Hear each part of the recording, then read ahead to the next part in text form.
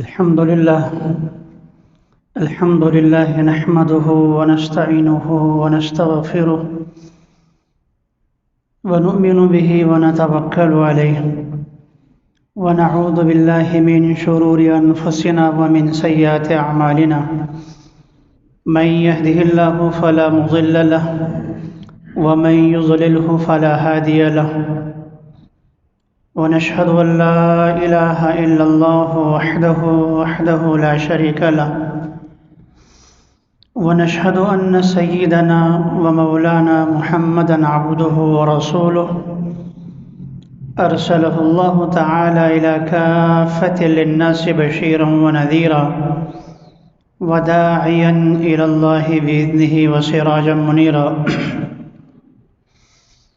صلى الله تعالى عليه وعلى آله وأصحابه وبارك وسلم تسليما كثيرا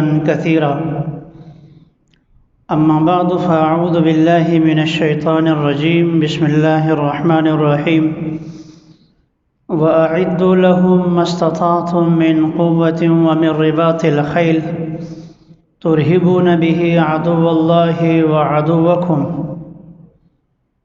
وقال تعالى في مقام آخر إن تنصروا الله ينصركم ويثبت أقدامكم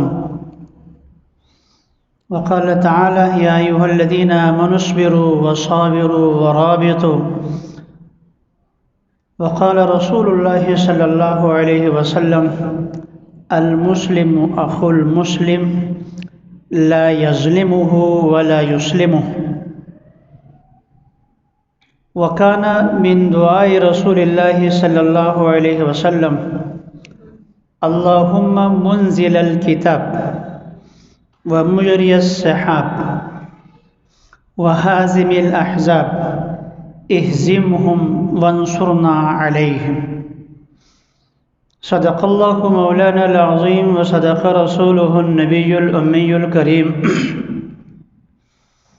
ونحن على ذلك لمن الشاهدين والشاكرين والحمد لله رب العالمين۔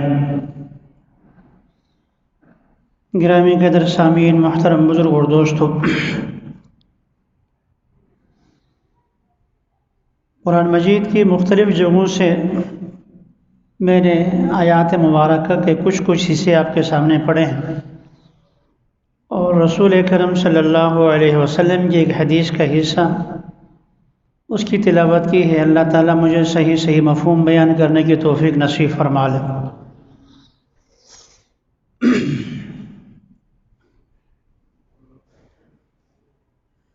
مسلمان نام ہے، یہ اسلام سے نکلا ہوا ہے۔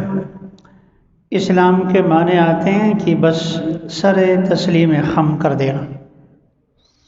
جو حکم اللہ تعالیٰ کا، اللہ کے رسول صلی اللہ علیہ وسلم کا آ جائے، اس حکم کے سامنے سر جھکانا، مکمل حقیقی معنوں میں اسلام اسی کو کہتے ہیں، مکمل تابعداری۔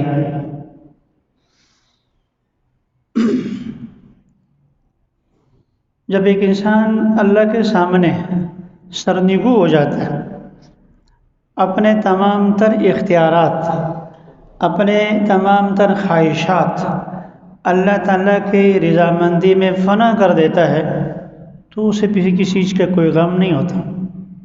اللہ کی مرضی کے مطابق دنیاوی اعتبار سے اگرچہ تکلیف پہنچتی ہے اس کو، لیکن وہ مطمئن ہوتا ہے، اس لیے کہ مومن کو نعمت ملے، شکر کرے تو بھی کامیاب۔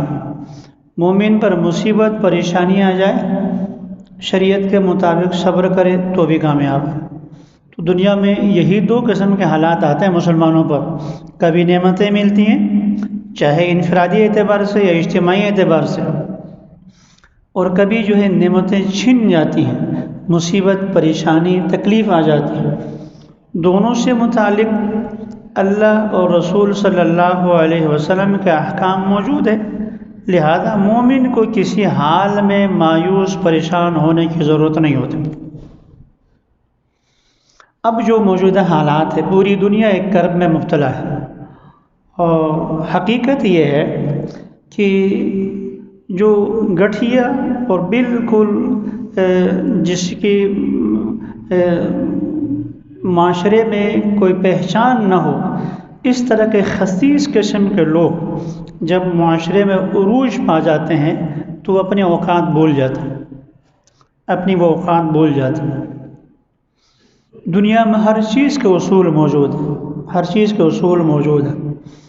تو اس طریقے سے کمینگی والے لوگ جب وہ اس طریقے سے کبھی ان کو کسی معاملے میں ہو جاتا ہے عروج، اللہ تعالیٰ عطا فرما دیتے ہیں، تو پھر وہ اپنے اوقات بھول جاتے ہیں۔ اللہ تعالیٰ نے قرآن مجید میں یہودیوں کے بارے میں یہی فرمایا ہے، ضربت علیہم الذلۃ والمسکنہ، ان کے لیے پر ذلت اور مسکنت، محتاجگی کا ٹھپا قیامت تک کے لیے لگا دیا گیا۔ ذلیل محتاجگی ایسی، اندازہ کرو کہ اس وقت جو ان کے سامنے نہتیں موجود ہیں ان سے 100 گنا نہیں، 1000 گنا نہیں، ہزاروں گنا زیادہ طاقت رکھنے کے باوجود کانپ رہے ہیں، ڈر رہے ہیں، ادھر سے میں مدد کے لیے کوشش کریں، یہاں سے بھی کوشش کر رہے ہیں، اور انہیں جو تھوڑا بہت ابھی عروج مل رہا ہے وہ الا بحبل من اللہ وحبل من الناس۔ اللہ فرماتے ہیں جب کبھی انہیں تھوڑا سا عروج ہوگا تو یا تو اللہ کی طرف سے مختصر سے ڈیل ہوگی یا لوگوں کے سہارے وہ اوپر آ جائیں گے۔ یہی حالت ہے۔ اب جو ہے وہ دوسرے ممالک کے ذریعے سے اوپر آئے ہوئے ہیں تو نہ وہ چھوٹے بچے کو دیکھتے ہیں اور نہ یہ بڑے کو دیکھتے ہیں، نہ مرد کا یہ لحاظ، نہ عورت کا لحاظ، نہ ہسپتال کا لحاظ، تو کمینے عروج پاتے ہیں، اپنے اوقات بھول جاتے ہیں۔ سوال ان کا نہیں ہے، اس وقت امت مسلمہ پریشان ہے، ہر مسلمان کلمہ گو جس کے اندر ایمان کی چنگاری موجود ہے وہ پریشان کہ کچھ کر بھی نہیں سکتا۔ سامنے کوئی موجود ہو تو انسان 2-3 مکے لگا لے، یا سامنے والوں کو منہ سے 2-4 گالیاں سنا کر بھی انسان تھوڑا سا فریش ہو جاتا ہے، تھوڑا سا۔ اب نہ ہماری آواز وہاں پہنچ رہی ہے، نہ ہم کسی کو کوئی تھپڑ لگا سکتے ہیں، کچھ بھی نہیں، تو آخر کیا کریں؟ یہی کریں کہ قرآن کی طرف رجوع کرو، اور کیا کریں؟ یا ایھا الذین آمنوا ادخلوا فی السلم کافہ، مکمل اسلام میں داخل ہو جائے۔ ہمیں رسول اکرم صلی اللہ علیہ وسلم کی 13 سال کی زندگی بھی ملتی ہے جہاں ہاتھ اٹھانے کی طاقت نہیں ہے اور اجازت بھی نہیں ہے، مکہ مکرمہ کی زندگی، اور مدینہ منورہ کی زندگی بھی ملتی ہے جہاں 10 سال میں رسول اکرم صلی اللہ علیہ وسلم نے 10 سال میں لگ بھگ 80 معرکے سر فرمائے، 10 سال میں 80 معرکے، بعض غزوات میں خود تشریف لے گئے، اس کے علاوہ اور جو ہے سرایا بھیجیں۔ تو ہمیں دونوں قسم کے جو ہے سلسلے مل جاتے ہیں، مکی زندگی کا مقصد بھی ہمارے سامنے ہے، مدنی زندگی بھی ہمارے سامنے ہے۔ تو رسول اکرم صلی اللہ علیہ وسلم کی زندگی ہمارے لیے لقد کان لکم فی رسول اللہ اسوۃ حسنہ، رسول اکرم صلی اللہ علیہ وسلم کی زندگی تمہارے لیے معیار ہے، سانچہ ہے، اس کے مطابق زندگی گزار۔ پہلی بات تو یہ کہ یہ فلسطین کا جو قیام عمل میں آیا وہ ایسے ہی کوئی بطور حکومت سامنے آئے، ایسا نہیں ہوا۔ یہاں فلسطین میں کوئی یہودی زیادہ آباد تھا، ایسا بھی نہیں ہوا۔ مصیبت یہ ہے کہ ہمیشہ سے یہ کہتے رہے ہیں کہ بھئی رجوع علماء کرام کی طرف کرو اور ہر فن کے ماہر علماء کرام سے مسئلہ معلوم کرو۔ حدیث کا علم ہے تو وہ محدثین سے معلوم ہوگا، تفسیر کا علم ہے مفسرین سے معلوم ہوگا، حلال حرام کے مسائل مفتیان کرام سے معلوم ہوں گے، اور سیاسی داؤ پیش جاننے والے وہ سیاست کے ماہر علماء کرام سے معلوم کرو، یہ ایک اصول ہے۔ لیکن ہمارا ہاں مصیبت یہ ہے جب اس طرح کے ماہرین پہلے سے رائے بتاتے ہیں کہ حالات اس طریقے سے ہیں، تو چونکہ سیاسی علماء کرام سے ہمارے دوسرے بہت سو کی چودراہٹ بھی ختم ہوتی ہے، تو ان کی رائے کا کوئی اعتبار نہیں کرتے، ان کو جو ہے وہ برا بھلا کہا جاتا ہے۔ آج میں بتا رہا ہوں، یہودی وہاں جب بیت المقدس میں آنا چاہا، انہوں نے سلطان عبدالحمید ترکی خلیفہ، اس سے پہلے بھی انہوں نے کوششیں کی تھی ہمیں تھوڑی سی جگہ دے دیں بھیک مانگنے کے لیے۔ بدترین لوگ جو ہوتے ہیں نا، انہیں انگلی رکھنے کی جگہ مل جائے تو پھر پورے کے پورے بیٹھ جاتے ہیں اور سارا قبیلہ وہاں بسا دیتے ہیں، اور پھر اندر سے والوں کو نکالنے کی کوشش کرتے ہیں۔ کمینے کی عادت یہ ہوتی۔ تو انہوں نے کئی مرتبہ کوششیں کی تھی، آخری مرتبہ سلطان عبدالحمید سے کوشش کی، اس نے ایک دن کا دینے سے بھی انکار کر دیا۔ میں بہت مختصر کر رہا ہوں۔ تو یہودیوں نے یہ کیا کہ بیت المقدس کی زمین خریدنا شروع کر دی، بیت المقدس کی زمین خریدنا شروع کر دی، تاکہ جو ہے وہ خرید کر وہاں اپنے آباد کر لیں۔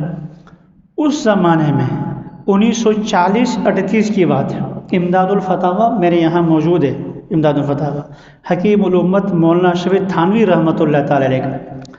جب یہودیوں نے مسلمانوں سے زمینیں خریدنی شروع کی تو جو سیاسی سمجھ بوجھ رکھنے والے تھے علماء کرام، انہوں نے اس وقت فتویٰ دے دیا یہودیوں کو زمین بیچنا جائز نہیں ہے،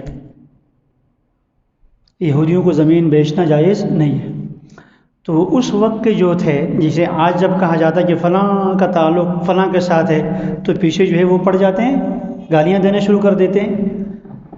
تو انہوں نے کہا، اور کئی سارے مولوی بھی سامنے لائے گئے، بھائی کیا بات کرتے ہیں، یہودیوں سے لین دین تو جائز ہے، یہودیوں کے ساتھ لین دین تو جائز ہے، یہودیوں کو زمین بیچنا بھی جائز ہے، یہودیوں سے زمین خریدنا بھی جائز ہے۔ رسول اکرم صلی اللہ علیہ وسلم دنیا سے تشریف لے گئے تھے تو آپ کی زیرہ مبارک ایک یہودی کے پاس رہن رکھی ہوئی تھی، یہ مولوی، جیسے آج کل کہا جاتا ہے یہ مولوی، یہ ان کو کہتے ہیں یہودی ہیں۔ اس وقت حکیم الامت مولانا اشرف تھانوی رحمۃ اللہ تعالی علیہ، اس کا سیاسی قد کاٹ کتنا سوجھ بوجھ تھی آپ کے علم میں ہونے چاہیے۔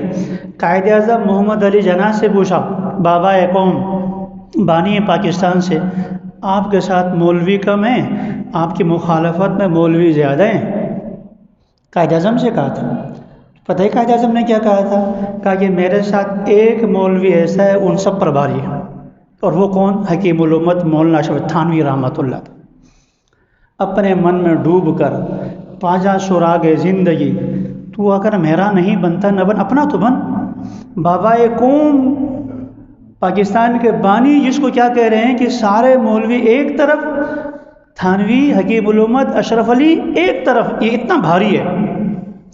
اس کی سیاسی سمجھ بوجھ کو دیکھو، اس نے اس وقت فتویٰ دیا کہ یہودیوں کو زمین بیچنا جائز نہیں ہے، تو اس وقت بھی ٹولے اٹھے، یہودیوں کے چیلے اٹھے، اور انہوں نے کہا کہ یہ حضور نے تو یہودیوں کے ساتھ میثاق کیا تھا، حضور نے یہودیوں کے ساتھ یہ منعقد تعلقات رکھے تھے، حضور نے تو وفات کے وقت زیرہ رکھی ہوئی تھی، یہ اس وقت بھی مخالفت کی۔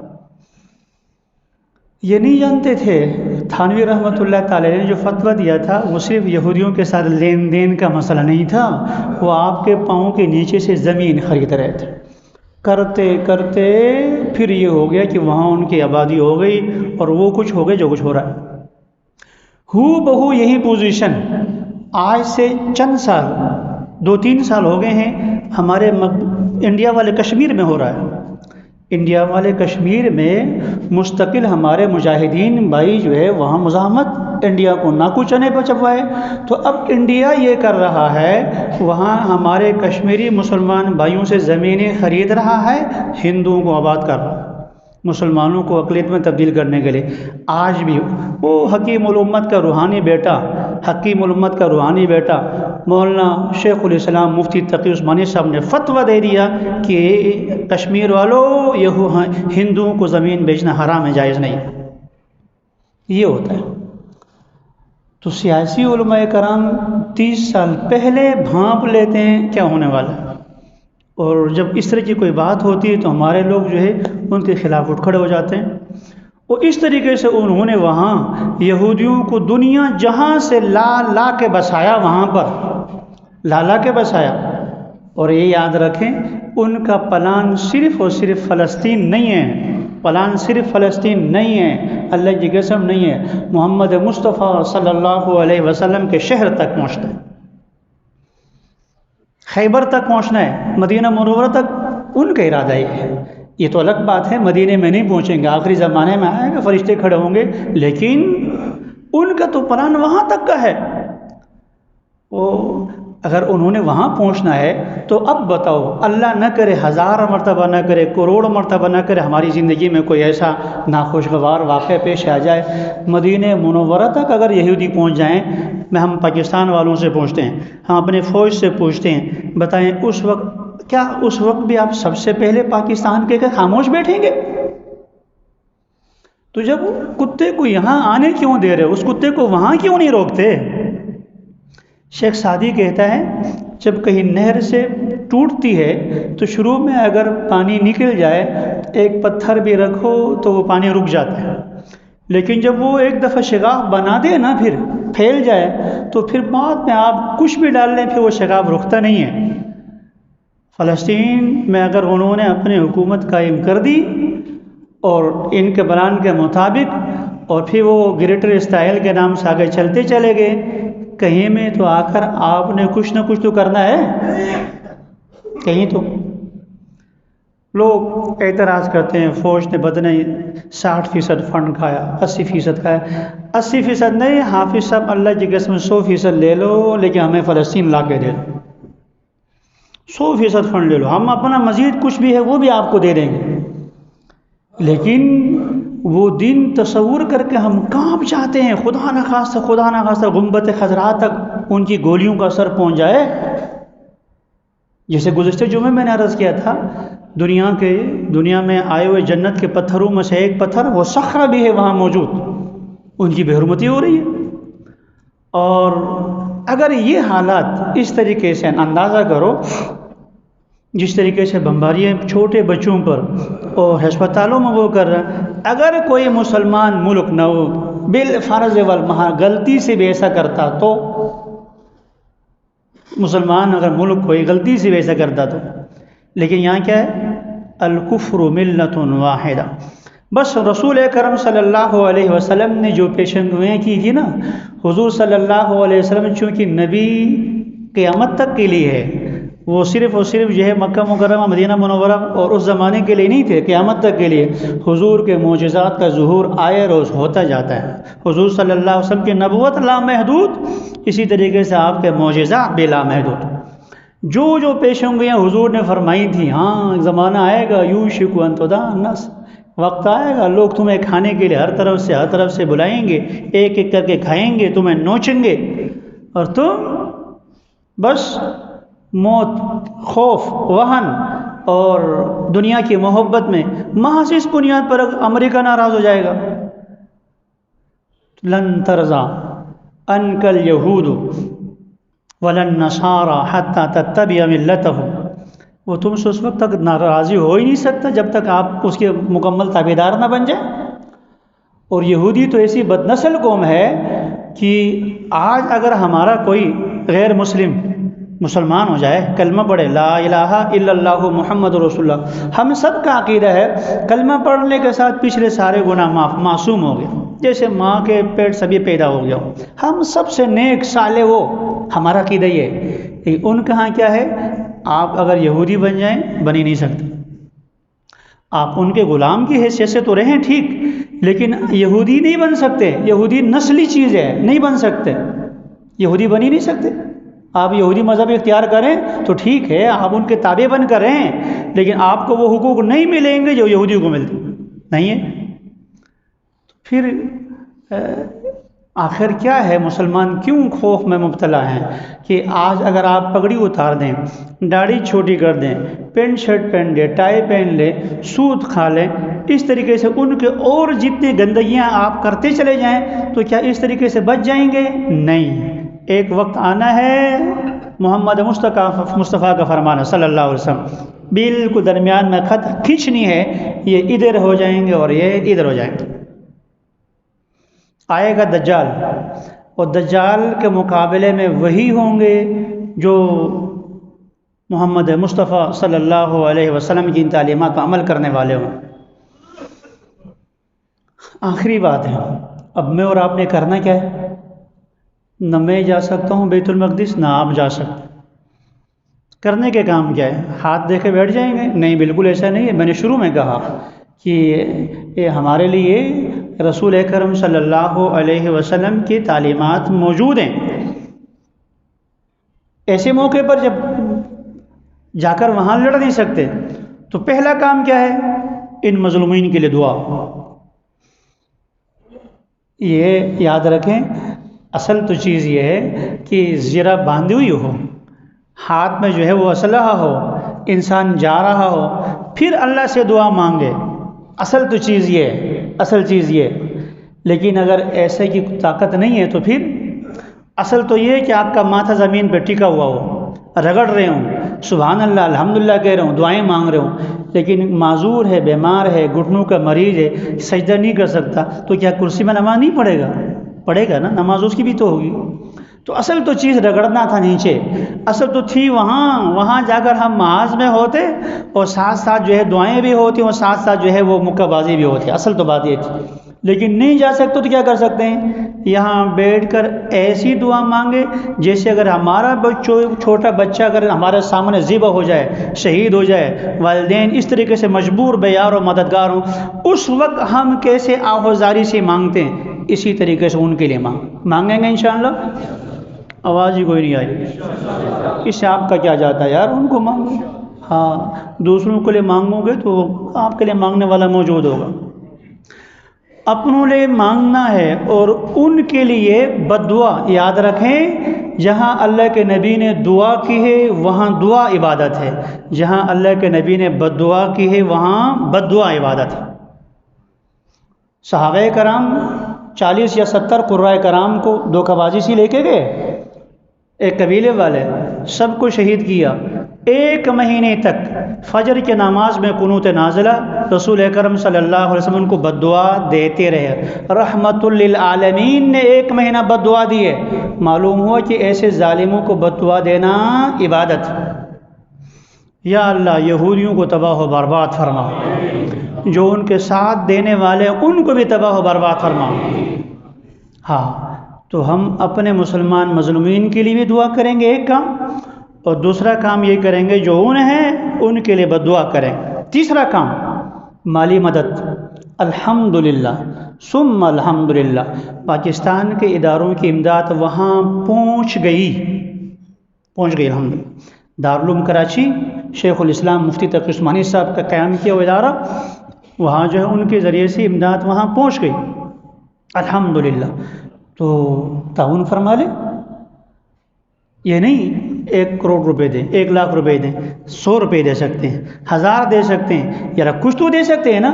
اور یہ مت خیال کریں یار میرے اندر طاقت نہیں ہے، میں 10,000 20,000 نہیں دے سکتا ہوں، کاش 20,000 ہوتے میں دے دیتا۔ نہیں، 1,000 دے سکتا ہے 1,000 دے دے، 10,000 دے سکتا ہے 10,000 دے دے، کوئی لاکھ دے سکتا ہے لاکھ دے دے۔ وہاں بچوں کو میں نے خود رائے کا فاضل مولوی وہاں اس وقت غزہ میں موجود ہے، اس کا میں نے جو ہے وائس میسیج سنا، کہا کہ 1 قطرہ پانی کا ہمیں ضرورت ہے، 1 قطرہ پانی کے ہم محتاج ہیں۔ خود میں نے 1 قطرے پانی کے وہ محتاج، لہذا 100 روپے آپ دے سکتے ہیں، 1000 دے سکتے ہیں، 1 گلاس پانی، 1 چھوٹی بوتل تو تک پہنچ جائے گی نا۔ کون انشاءاللہ تعاون کریں گے؟ 100 روپے ہو 1000 روپے ہو، یہ پہنچائیں۔ یہ تیسرا کام ہو گیا۔ چوتھا کام یہ کہ جو لوگ سوشل میڈیا استعمال کر سکتے ہیں، تو اب کے علم میں ہے کہ یہ بھی ایک طاقت ہے، زبان کی طاقت ہے کہ اس کو استعمال کیا جا سکتا ہے، اور اس کو استعمال میں لائیں عالمی طور پر، اور ایسے ہی جو ہے پوری دنیا کے حکمرانوں کو جو ہے آر دلائیں۔ ابھی وہ واحیات جو چیزیں آپ شیئر کیا کر سب ختم کر دیں۔ اس وقت میں لوگ کرکٹ دیکھ رہے ہیں، تف ہے ان لوگوں پر جو اس وقت بھی میچ دیکھ رہے ہیں، لعنت ہے ایسے لوگوں پر اب بھی جو کھیل کود میں لگے ہوئے ہیں۔ یا خدایا گھر میں ایک جگہ جو ہے وہ گوشت کے ٹکڑے دیکھے نہیں جاتے، خدا کی قسم۔ کچھ چیزیں ایسی ہیں نا کہ مطلب وہ بتانے کی نہیں ہوتی، وہ صرف ملاحظے کی ہوتی ہیں۔ قرآن مجید میں اللہ تعالیٰ نے ابراہیم علیہ السلام اور بیٹے اسماعیل کا جو واقعہ بیان فرمایا، باپ بیٹا یوں ہوا فلما اسلما وتلہ، جب بیٹے کو لٹایا باپ اوپر، اس کے بعد قرآن بھی خاموش ہو گیا، اس لیے کہ اس کے بعد الفاظ کے ساتھ ہی ممکن نہیں ہے۔ یار آج یہ جو منظر ہو رہا ہے، ایک حاملہ عورت دماغ ٹوٹی ختم، اندر سے اس کا بچہ جو ہے اندر سے، یا کیسے مزے کی بات ہے یار۔ جنت کتنا آسان سے ہے، دنیا میں پہنچنے سے پہلے جنت یار۔ یاد رکھو جنت پہنچنے کے لیے خدا کی قسم کفن کی ضرورت نہیں ہے، جنت کے لیے پراڑوں اور گاڑی کی ضرورت نہیں ہے، جنت کے لیے کیا ہے کہ ادھر سے مرو ادھر جنت پہنچ جاؤ۔ وہ دیکھے نہیں جاتے، اور اس وقت بھی جو ہے آپ سوشل میڈیا پر یہ چیزیں جو فلاں ہو گیا، مزاحیہ چیزیں، یہ عمران ہو گیا، یہ شہباز شریف ہو گیا، یہ نواز شریف ہو گیا، یہ فلاں ہو گیا، منہ تو بھی غیر سے گم کہنا چاہیے، ڈوب مرنے کا مقام، گھر میں کوہرام اور یہ حالت ہے۔ اوپر والے جو ہے منزل میں اگر جو ہے 10 لاشیں پڑی ہوئی اور نیچے والے جو ہے شادی بیاہ میں ناچ رہے ہیں، ڈوب مرنے کا مقام، یہ حالت۔ اگر نیچے جو ہے تمہارے یہاں نیچے ٹانگوں میں بیماری لگی، آگ لگی ہوئی ہے، اوپر سے آپ منہ سے زبان سے گانا گائیں گے، مسلمان تو یہ حالت ہے اب۔ اس لیے جو ہمارے بھائی سوشل میڈیا استعمال کرنے والے ہیں ان سے درخواست ہے اب صرف یہی چیزیں پھیلائیں، ان کو پھیلائیں۔ اور آخری بات یہ کہ اپنے حکمرانوں کو، اپنے آپ کے عزیزوں میں سے بھی کوئی ہوں گے نا، آپ کے جو ہے کوئی ہوگا، کوئی ایم پی ہوگا، کوئی ایم این اے ہوگا، کوئی سیاسی جس سے آپ کے تعلق ہیں، آپ انہیں جو ہے کہ سمجھائیں، انہیں فیصلہ آپ نہیں کر سکتے، آپ نہیں، میں نہیں، لیکن جو کرنے والے وہ کسی کا ماما، کسی کا بابا، کسی کا فلاں تو ہوگا نا یار۔ انہیں محنت سماج اللہ کے لیے جو ہے آپ آگے آواز اٹھائیں۔ حقیقت یہ ہے، حقیقت بالکل 2 منٹ 1 منٹ میں ختم کرتا ہوں۔ حقیقت یہ ہے اسرائیل کے ارد گرد جو ہمارے جو سب مسلمان ملک ہیں یار، درمیان میں چھوٹا سا اگر دائیں بائیں سے تھوک بھی دے نا تب بھی اسرائیل میں تب تباہ ہو جائے، چاروں طرف سے مسلمان ہیں۔ آپ نقشہ اٹھا کر دیکھ لیں دنیا کا، اگر آپ کے پاس نقشہ نہیں تو میرے پاس آئے، میں آپ کو دکھا دوں، تو نقشے میں چاروں طرف مسلمان ہیں۔ اگر یہ کہہ دیں کہ بس ختم، ہم جو ہے فلسطین کے ساتھ ہیں، اور یا یہاں سے جو ہے اندر کوئی چیز کچھ بھی نہیں کر، ہم حملہ نہیں کرتے، لیکن ہمارے اوپر سے تمہارا کوئی طیارہ نہیں گزرے گا، باہر سے کوئی چیز تم تک نہیں پہنچے گی، ختم، اسرائیل بھوکا مر جائے گا، یہ ہمارے حضرات ان سے مسلمانوں کو متحد کر رہے ہیں، ان سے جا کے بات کریں، اور بہت سی چیزوں کے۔ اور دوسری بات جس کو ہم نے رکھا ہوا تھا پوری دنیا کے لیے اسلامی طاقت کا پہلا، اس کو اشعار بنا کے کھانے کے لیے رکھا ہوا ہے۔ وہ جو گوری ہے، وہ جو فلاں جو ہے ابدالی ہے، وہ جو فلاں ہے، وہ اشعار بنا کر رکھنے کے لیے کھانے کے لیے رکھا ہوا ہم لوگوں نے۔ اگر آج قبلہ بیت المقدس قبلہ اول ہمارا، یعنی دنیا کی دوسری مسجد ہے، پہلی مسجد بیت اللہ، اس کے بعد بیت المقدس بنی ہوئی ہے، اور مرتبے کے اعتبار سے تیسری مسجد ہے، بنائی کے اعتبار سے دوسری اور مرتبے کے اعتبار سے تیسری مسجد ہے، اس میں یہ ظلم ہو رہا ہے تو نعوذ باللہ 1000 مرتبہ۔ اگر خدا نہ خواستہ کل کعبے کا رخ کریں گے تب بھی آپ کہیں گے نہیں یار وہ تو وہ اور لوگ ہیں، ہم یوں لگے، یہ کہیں گے نہیں، ایسا نہ کرو۔